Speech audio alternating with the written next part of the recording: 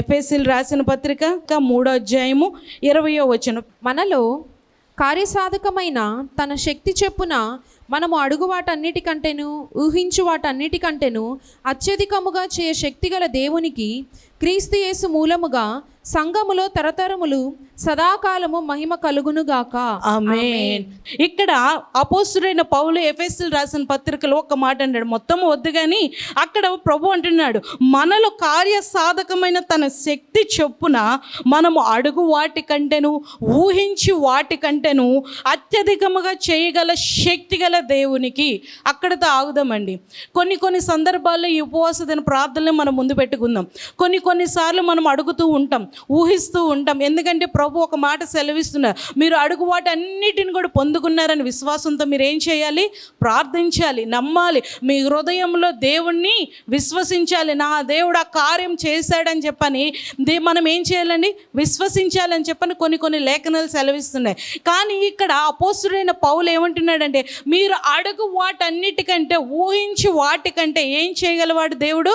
అత్యధికముగా చేయగల శక్తి గల దేవుడు. హల్లెలూయా.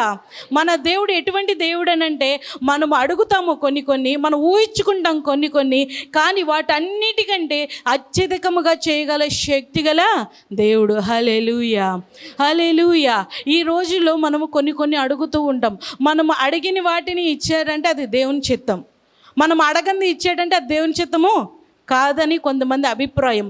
కానీ కొన్నిసార్లు మనం అడిగిన దానికంటే, మనం ఊహించుకున్న దానికంటే దేవుడు అడగనిది, మనం ఊహించి కొనలేనిది దేవుడు మనకిచ్చాడంటే అది దేవుని చిత్తం. హల్లెలూయా, హల్లెలూయా. అది మన గృహాల్లో ఏదైనా కావచ్చు, లేకపోతే మన శరీరాల్లో కొన్నిసార్లు బలహీనతలు కావచ్చు, అలాగే మన గృహాల్లో ఒక ఆశీర్వాదాలు కావచ్చు, లేకపోతే మన బిడ్డల పక్షాన్ని ఏదైనా కావచ్చు.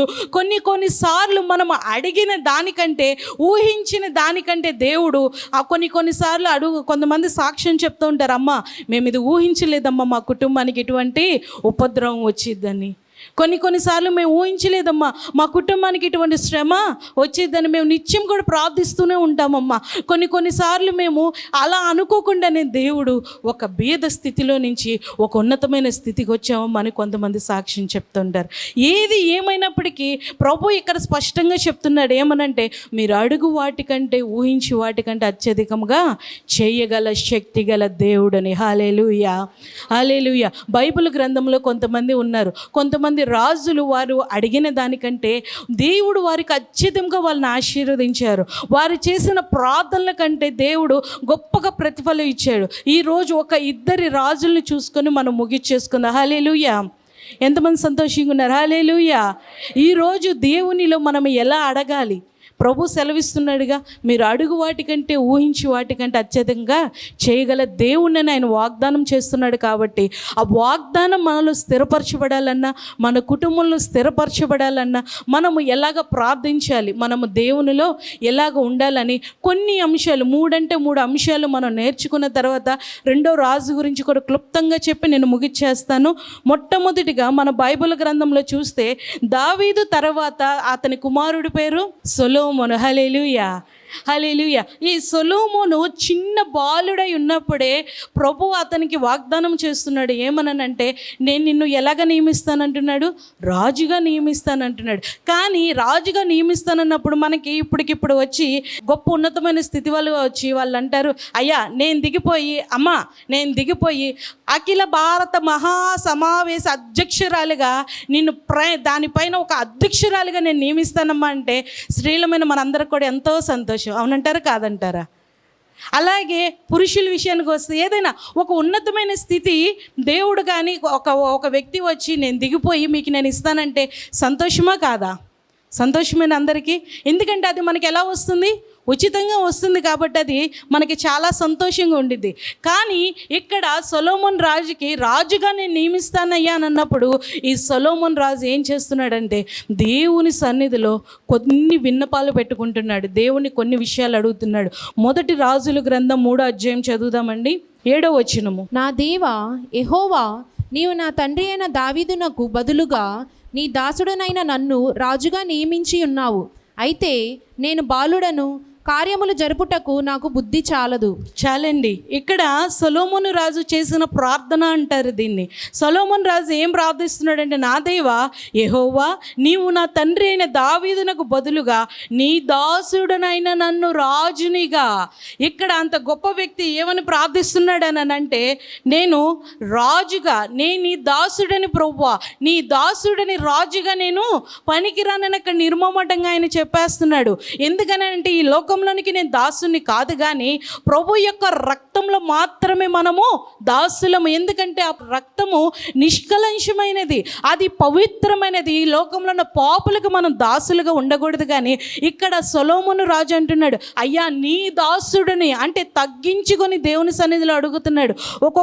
కొన్ని సందర్భాల్లో బైబిల్లోనే మనం చూస్తే, లూకా గ్రంథంలోనే మనం చూస్తే అక్కడ ఇద్దరు కనిపిస్తారు మనకి. ఎవరు?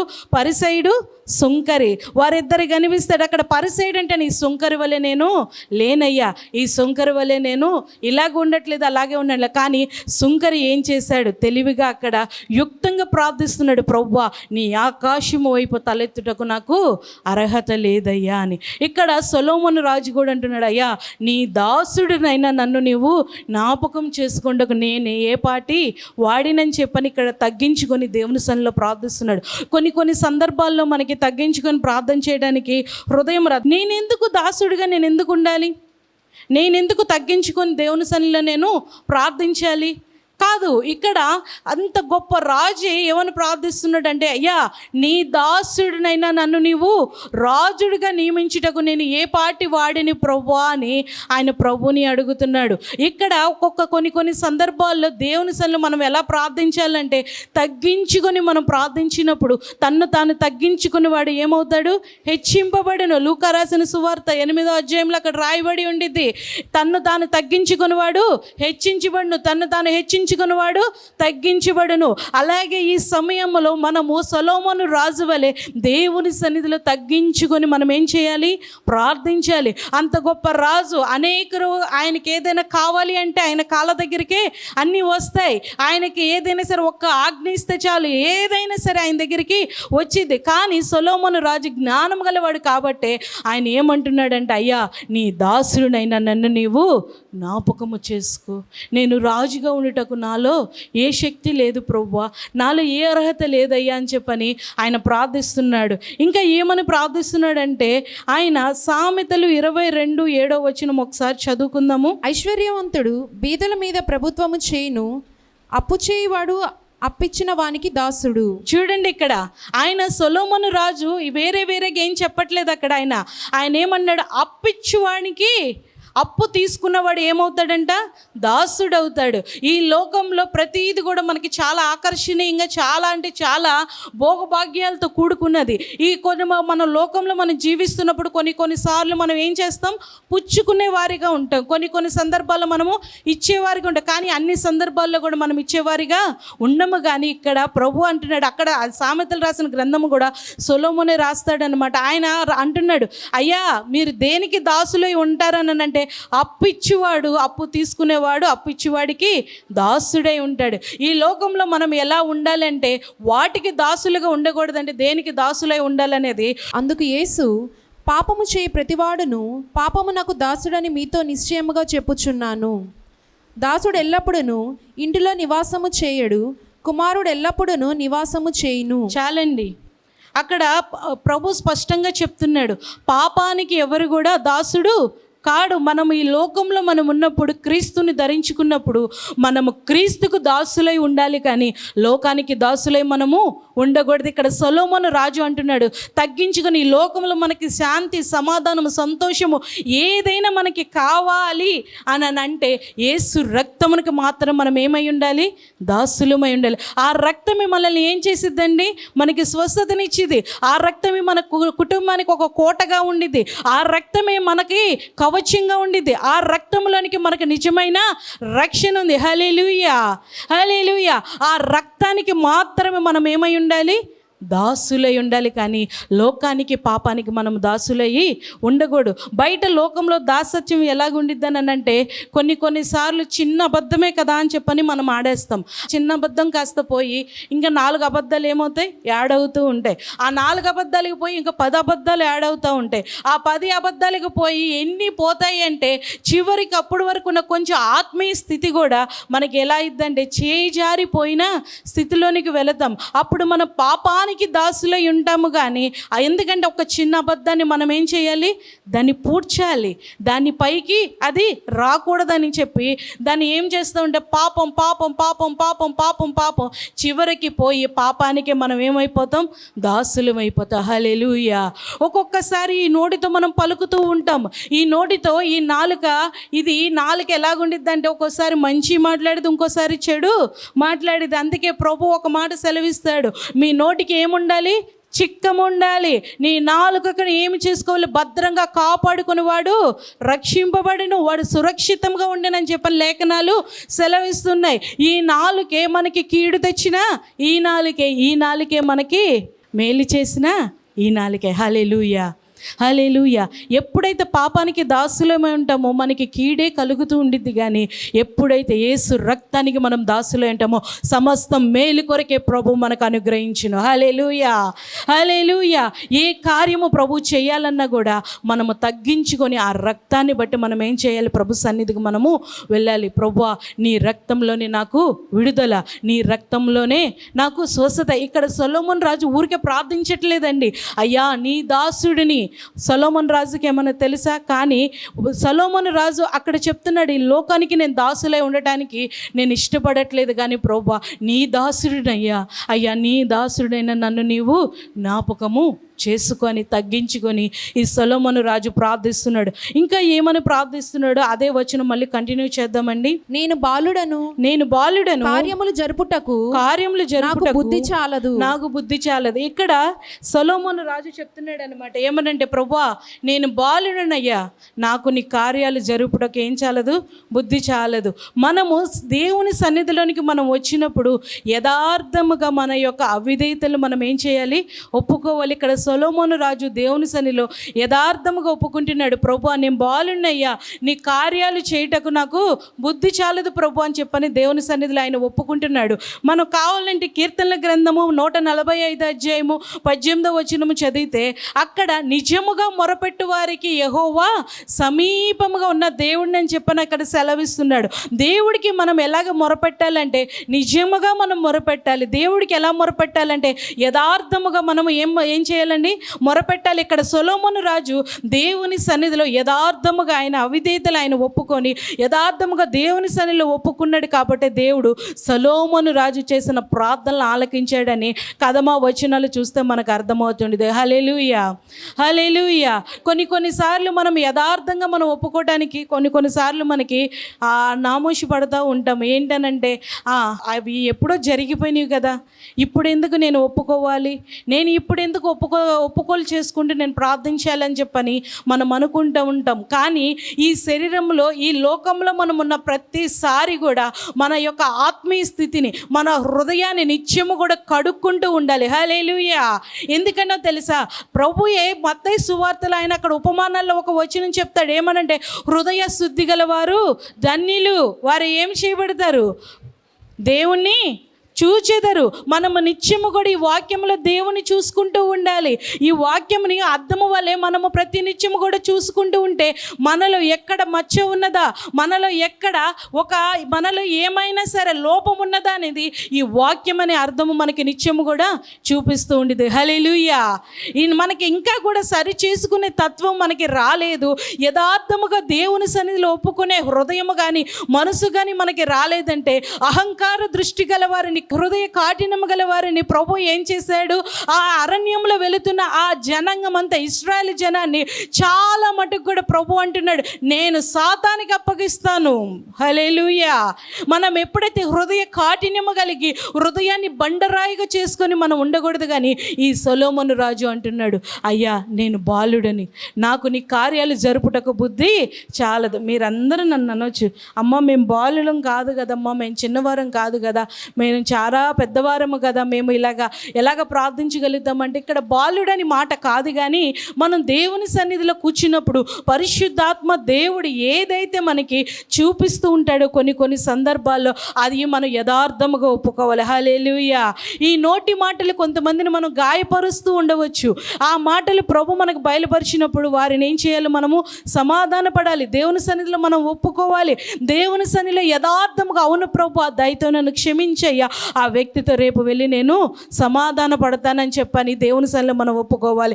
ఇక్కడ సొలొమోను రాజు అంటున్నాడు, ప్రభువా నేను బాలుడినయ్యా, నీ కార్యాలు జరిగించడానికి ఇప్పుడు పరిశుద్ధాత్మ దేవుడు వచ్చి ఇక్కడ అనేకుల్ని నేను పరిచర్యకు నేను నియమించినాను, మీరు నిలవబడండి, ఇప్పుడు ఈ తక్షణమే కార్యం చేయాలి అని అన్నప్పుడు మీరు మోకరించి ప్రార్థించేటప్పుడు కొన్ని సందర్భాల్లో దేవుడు చూపిస్తూ ఉంటాడు, పలానిది నువ్వు సరి చేసుకో, పలానిది నువ్వు దిద్దుకో, నువ్వు ఇలాగ ఉండు, నాలో ఇలాగ ఉంటేనే నేను నీ ఎడల నువ్వు అడిగిన దానికంటే, ఊహించిన దానికంటే అద్భుతంగా చేయగల శక్తి గల దేవునికి నేను ఉన్నానని ప్రభు మాట్లాడి వాగ్దానము మనకి చేయాలంటే కొన్నిసార్లు మనల్ని ఏం చేస్తుంటాడు? ప్రభు సరి చేస్తుంటాడు. హల్లెలూయా. మనం సరి చేయబడాలి. ఇక్కడ బాలుడైన సొలొమోను సరి చేయబడుతున్నాడు. ఆయన అంటున్నాడు, యథార్థముగా ఆయన ఒప్పుకుంటున్నాడు. కీర్తనల గ్రంథంలో వాళ్ళ నాన్నగారైన దావీదు మహారాజు రాస్తున్నాడు ఏమని? మరొకసారి చదువుదా. కీర్తన 145 అధ్యాయము 18వ వచనము. తనకు మొరపెట్టు వారికి అందరికీ, తనకు నిజముగా మొరపెట్టు వారికి అందరికీ, యెహోవా సమీపముగా ఉన్నాడు. హల్లెలూయా. ఇక్కడ మనం బయట వచనాలు తీసుకొచ్చి, బయట మాటలు తీసుకొచ్చి మనం చెప్పుకోవట్లేదు, కానీ పరిశుద్ధ గ్రంథంలోనే స్పష్టంగా అక్కడ రాయబడి ఉన్నది, యెహోవాకి నిజముగా మొరపెట్టు వారికి యెహోవా వారికి సమీపముగా ఉన్న దేవుడిని అంటున్నాడు. ఇక్కడ సొలొమోను అది తెలుసుకున్నాడు కాబట్టి ఆయన యథార్థముగా తన అవిధేయతల్ని ఒప్పుకుంటున్నాడు. ఇక్కడ మనం చూస్తే బైబిల్ గ్రంథంలో మోషే కూడా ప్రభు అంటున్నాడు, అయ్యా నువ్వు వెళ్ళు, ఇలాగ ఐగుప్తు దేశానికి వెళ్ళి నా ప్రజల్ని నువ్వేం చేయాలి? ఇలాగ తీసుకొని రా, మనం అందరం కలిసి ఇలాగ ఆరాధన చేదురు, నేనే నిజమైన దేవుడిని, ఇవాళ నేను ఆ బంధకం నుంచి విడిపిస్తాను, ఇలాగ అనేక వాగ్దానాలు చేస్తున్నప్పుడు మోషే ఏం చెప్తున్నాడంటే, అయ్యా నేను నోటి మాన్యము లేనివాడినయ్యా, నాకు జ్ఞానము లేదయ్యా, నేను ఎలాగయ్యా నేను మాట్లాడేదని అక్కడ కొన్నిసార్లు ఆయన సాకులు చెప్తున్నాడు. కానీ ఇక్కడ సొలొమోను సాకులు చెప్పట్లేదు, కానీ ఆయన అంటున్నాడు ప్రభు యొక్క సన్నిధిలో, ప్రభువా నేను బాలున్నయ్యా, నాకు జ్ఞానము సరిపోదు ప్రభువా, నాకు బుద్ధి సరిపోదయ్యా, నువ్వు నాకు ఒక ఉన్నతమైన స్థితి ఇవ్వటానికి నువ్వు సిద్ధంగా ఉన్నా, అది పొందుకోలేని స్థితిలో నేనున్నానని. ఎందుకనంటే నా యొక్క అవిధేయతలు అడ్డుగోడలుగా ఉన్నాయని సొలొమోను రాజు ప్రార్థిస్తున్నాడు. హల్లెలూయా. మనము కూడా ఈ సమయంలో కొన్నిసార్లు దేవుడు మనకి చూపించినప్పుడు యథార్థముగా దేవుని సన్నిధిలో మనము ఒప్పుకోవాలి. హల్లెలూయా.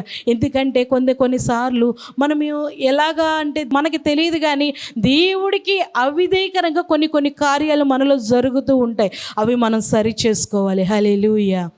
అది నేనైనా కావచ్చు, మీరైనా కావచ్చు. ఇక్కడ సొలొమోను రాజు యథార్థముగా దేవుని సన్నిధిలో తన యొక్క అవిధేయతలను ఆయన ఒప్పుకుంటున్నాడు. ఆయన అంటున్నాడు, ప్రభువా యథార్థముగా నేను ఒప్పుకుంటున్నాను అయ్యా, దయతో నీవు నన్ను క్షమించి సరిచేయని చెప్పని ప్రభు సన్నిధిలో ప్రార్థిస్తున్నాడు. మనం ఈ సమయంలో చేయవలసిన ప్రార్థన ఎటువంటి ప్రార్థన అంటే, మొట్టమొదటిగా తగ్గించుకొని మనం ప్రార్థించాలి. రెండోది యథార్థముగా మనం దేవుని సన్నిధిలో ప్రార్థించాలి. అంతేగాని మన హృదయంలో ఒకటి ఉంచుకొని పై మాటకు మనం ఏదైనా ప్రార్థించామంటే ఆ ప్రార్థనలకు ఎటువంటి ఫలితం అనేది మనము చూడలేము. కొన్ని సందర్భాల్లో మన ప్రార్థనలకు ఫలితం మనం చూడట్లేదనంటే మన అవిధేయతలు అడ్డుగోడలుగా ఉన్నాయని. హల్లెలూయా. హల్లెలూయా. మన కుటుంబాల్లో సంతోషం చూడలేకపోతున్నామంటే, మన కుటుంబంలో సమాధానం చూడలేకపోతున్నామంటే, మన కుటుంబాలు ఆయనలో కట్టబడలేకపోతున్నాయంటే, ఇంకా మనల్ని మనము సరి చేసుకోవడానికి ఏమో అడ్డుగోడలుగా ఉన్నాయి. హల్లెలూయా. దేవుడి యొక్క సన్నిధి మన కుటుంబంలో అనుభవించలేకపోతున్నామంటే ఏదో అడ్డుగోడలుగా ఉన్నాయి. మనం అనొచ్చు, అమ్మా ఇన్ని సంవత్సరాల నుంచి మేము ప్రార్థిస్తున్నాము, మా ప్రార్థనలకు జవాబు రావట్లేదని చెప్పని మనం అందరం అనుకున్నా కూడా ఏమనంటే, పరిశుద్ధాత్మ దేవుడు మనల్ని అంటాడు, మీరు మోకరిస్తే నేను మీకు ఉచ్చరింప సఖ్యము కానీ మూలుగలతో విజ్ఞాపన చేయించే దేవుడు ఆ పరిశుద్ధాత్మ దేవుడు మనకు తోడై ఉన్నాడు. హల్లెలూయా. ఎప్పుడో తెలుసా, మన హృదయాల్ని మనము కట్టుకున్నప్పుడు, మన హృదయాల్ని మనము సరి చేసుకున్నప్పుడు, ప్రభువా నా అవిధేయతలు నేను ఒప్పుకోవడానికి నేను సిద్ధముగా ఉన్నానయ్యా అని ఎప్పుడైతే పరిశుద్ధాత్మ దేవుడికి మనము శిరము ఉంచుతామో, పరిశుద్ధాత్మ దేవుడు మనందరికీ కూడా తోడై ఉండి మనల్ని దేవుని ఐక్యపరచడానికే పరిశుద్ధాత్మ దేవుడు మన మధ్యలోనే ఉన్నాడు. హల్లెలూయా. మనం ఇంకా కూడా దేవునికి మనకి మధ్యలో అడ్డుగోడగా ఉన్నాయంటే మన అవిధేయతలే. హల్లెలూయా.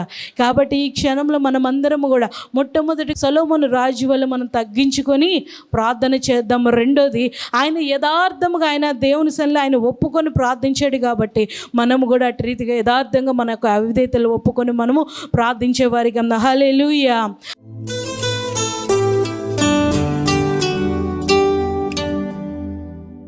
సహోదరి జ్యోతి తల్లిగారు శారమ్మ గారు, ఈ బిడ్డలు చిన్న బిడ్డకి ఇప్పుడు 10వ నెల వచ్చింది, వయసు మదన్, బాబు పేరు మదన్. చిన్న బిడ్డకి అంతకు మునుపు వేరే పాలు, డబ్బా పాలు వాడేవారు. అయితే ఇప్పుడు ఏం చేశారంటే దానిని గేదె పాలకి, ప్యాకెట్ పాలకి మార్చడం కోసం ప్రయత్నం చేశారు. ఒకరోజు ఆ పాలు పట్టంగానే ఏమైందంటే వాంతులైనాయి. వాంతులైనప్పుడు వెంటనే పాస్టర్ గారికి ఫోన్ చేసి ప్రార్థన చేయించుకున్నాము. దేవుని కృప వలన ఆ బిడ్డకి వాంతులన్నీ దేవుడు స్వస్థపరిచి ఏ నీరసం బలహీనత రాకుండా ఆరోగ్యం ఇచ్చి ఈ రోజున మరి శుక్రవారం దేవుడు సంపూర్ణ స్వస్థపరిచి ఈరోజు ఆదివారం మందిరానికి రావడానికి ప్రభు కృప ఇచ్చినందుకు దేవునికి స్తోత్రం చేద్దామా? గట్టిగా చప్పట్లు కొడుతూ దేవునికి మహిమ చెల్లిద్దాం.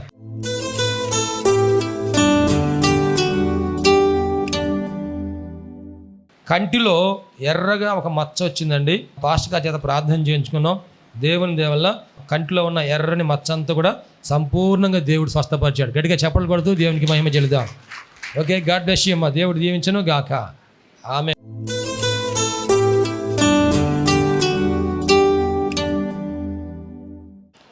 సాక్ష్యం ఏంటంటే ఒకరోజు అనుకోకుండా జ్వరం వచ్చిందండి. ప్రేయర్ రాసుకొని ప్రార్థన చేసుకొని పాస్టర్ గారి చేత ప్రార్థన చేయించుకున్నాను.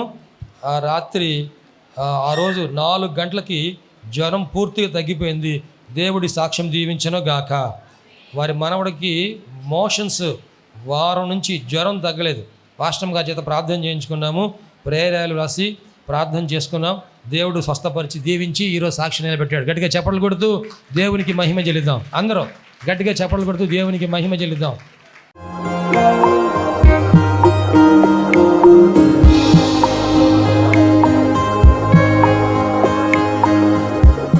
ప్రభునందు ప్రియ దేవుని బిడ్డలారా, ఇంతవరకు దేవుని వాక్యం విన్నందులకు ప్రభునామన వందనాలు తెలియజేస్తున్నాం. మనం అందరం ప్రార్థనలో ఏకీపిద్దాం. తలలు వంచి కనులు మెసుకొని ప్రార్థనలో ఏకీపిద్దామండి. ప్రార్థించుకుందాం.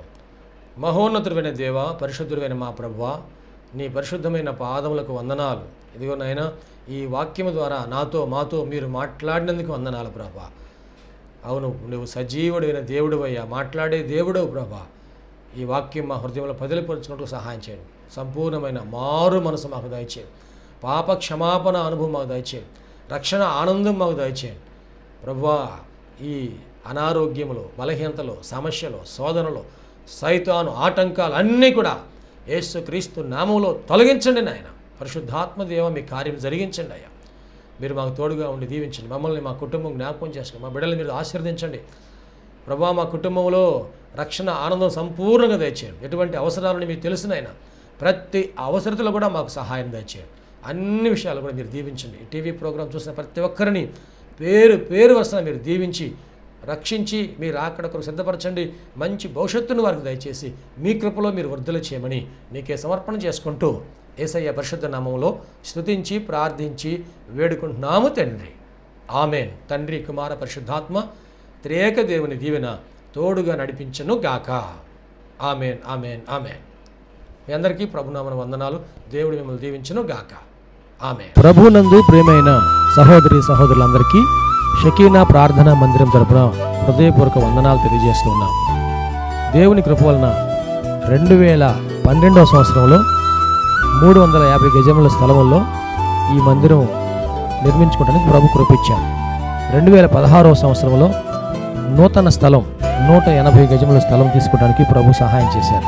ఈ సమయంలో ఈ స్థలమంతటిలో కూడాను మందిరం నిర్మించుకోవడానికి ప్రభు ఏర్పాటు చేసి ఉన్నారు కనుక ఈ మందిర నిర్మాణం, పాత మందిరం తీసివేసి నూతన మందిర నిర్మాణం కార్యక్రమం ప్రారంభించబడిందని, దయచేసి ఈ మందిర నిర్మాణం కొరకు మీరు అందరూ ప్రార్థన చేయాలని, ప్రేరేపించబడిన వారందరూ కూడాను ఈ మందిర నిర్మాణంలో 106 అడుగుల పొడవు 45 అడుగుల వెడల్పు కలిగిన ఈ స్థలం అంతటిలో మందిర నిర్మాణం స్లాబ్ వేయటం జరుగుతుంది కనుక దయచేసి ప్రేరేపించబడిన వారందరూ కూడా మీ ఆర్థిక సహాయ సహకారాలు అందించి ప్రార్థించి మీరు దీవించబడాలని ప్రభునామన మనవి చేస్తున్నాం. ఈ స్క్రీన్ మీద చూపించబడుతున్న నంబర్కు మీరు ఫోన్పే కానీ, గూగుల్ పే కానీ, లేక మా అకౌంట్ నెంబర్కి మీరు కానుక పంపించి సహాయం చేయాల్సిందిగా కోరుతున్నాం. లేక మీరు ప్రత్యక్షంగా వచ్చి ఈ మందిర నిర్మాణ కార్యక్రమాన్ని చూసి మీరు కానుక అందించి దీవించబడాలని ప్రభునామన మనవి చేస్తాం. ప్రభు మనందరికీ తోడుగా ఉండి ఆశీర్వదించును గాక. ఆమేన్. షకీనా ప్రార్థనా మందిరంలో ఆదివారపు ఆరాధనకు మా ఆహ్వానం. అనారోగ్యంతో బాధపడుచున్నారా? దురాత్మలతో పీడింపబడుచున్నారా? పాపపు అలవాట్లు మానలేకపోతున్నారా? కుటుంబ సమస్యలతో కుంగిపోతున్నారా? భవిష్యత్తు గురించి భయపడుచున్నారా? షకీనా ప్రార్థనా మందిరానికి ఇదే మా ఆహ్వానం. రక్షణానందం పొందడానికి, ఆరోగ్యము, ఆశీర్వాదం పొందడానికి, పరిశుద్ధాత్మ అభిషేకం పొందడానికి, ప్రభు రాకడ కొరకు సిద్ధపడుటకు ఆదివారం ఉదయం 7:30 గంటలకు జరుగు ఆరాధనకు అందరికీ ఇదే మా ప్రేమపూర్వక ఆహ్వానం. షకీనా మెలోడీస్ అను మా పాట DVDలు, CDలు మరియు పాటల పుస్తకములు మా యొద్ద లభించును మరియు గుంటూరులోని ప్రబోధ బుక్ స్టాల్ నందు మీకు లభించును. ఈ సందేశం మీకు ఆశీర్వాదకరంగా ఉందని నమ్ముచున్నాం. మీ ప్రార్థన అవసరతలకు మరియు మరిన్ని వివరములకు సంప్రదించవలసిన మా address pastor G. Vijay Kumar గారు, షకీనా ప్రార్థనా మందిరం, శారదా కాలనీ, 32వ లైన్, గుంటూరు. మా ఫోన్ నంబర్స్ 9963242497 మరియు ఒక నంబర్ 8885539777.